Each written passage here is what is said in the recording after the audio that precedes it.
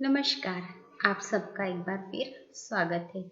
आज हम कक्षा छठी की पाठ्य पुस्तक तरंग हिंदी पाठमाला का पाठ 4 पढ़ेंगे।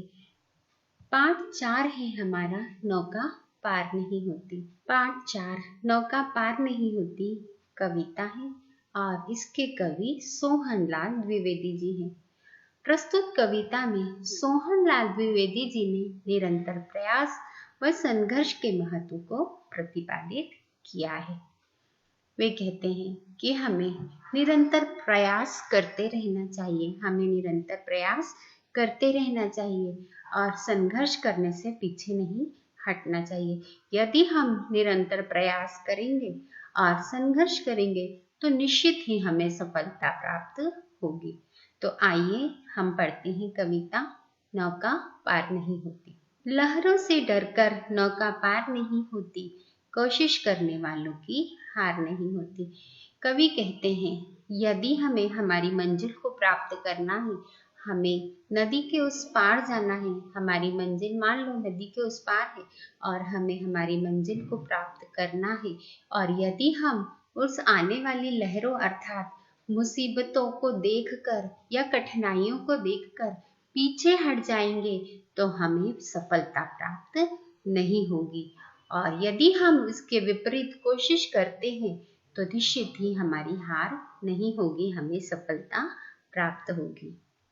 नन्ही चींटी जब दाना लेकर चलती है, चढ़ती दीवारों पर 100 बार फिसलती है।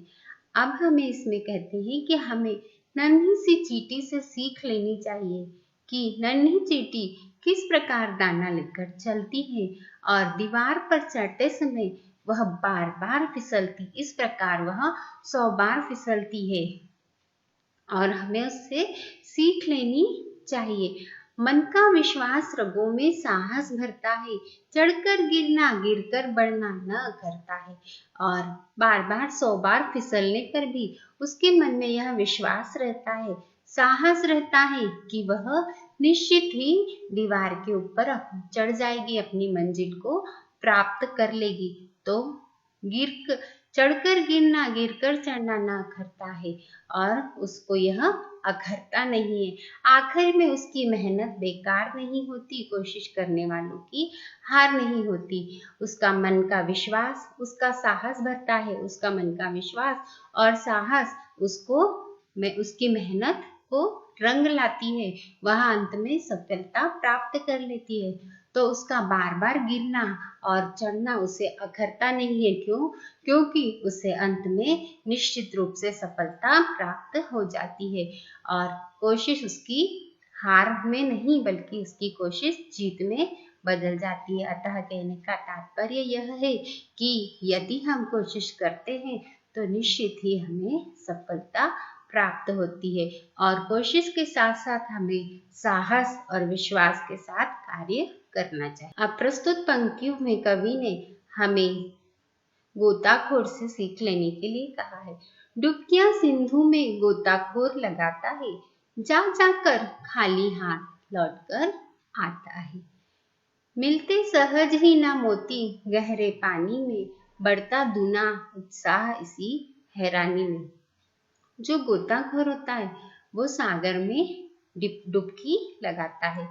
जो गोताखोर होता है वह सागर में डुबकी लगाता है और वो जाता है मोती प्राप्त करने के लिए, सागर में डुबकियां लगाता है, बार बार जाता है और कई बार वह खाली हाथ लौटकर आता है और उससे मालूम है कि जितनी बार हम डुबकी लगाएंगे जरूरी नहीं है कि उतनी बार उसे मोती प्राप्त हो और गहरे पानी में इतनी आसानी से मोती प्राप्त नहीं होते।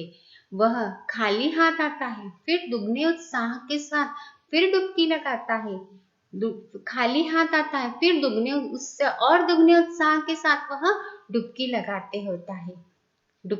लगाता है। उसे मालूम है कि इतनी आसानी से मोती प्राप्त नहीं होते।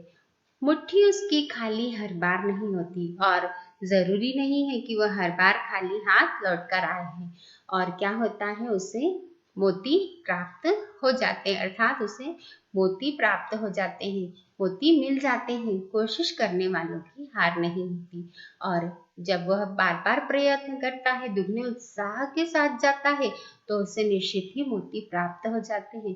और उसकी कोशिश रंग लाती है, उसकी मेहनत रंग लाती है, उसका उत्साह, उसका साहस रंग लाता है और उसे सफलता प्राप्त हो जाती है।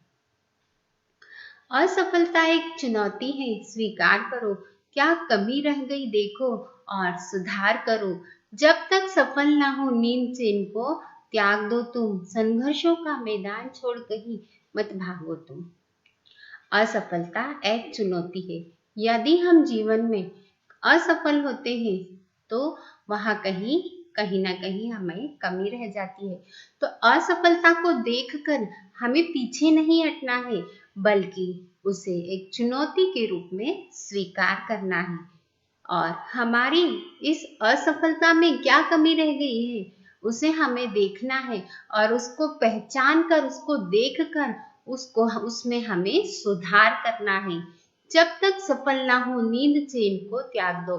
ऐसा नहीं है कि यदि हमने कोई कार्य करने का दृढ़ संकल्प कर लिया है और उसमें हमें असफलता मिल जाए तो हमें पीछे हटना है।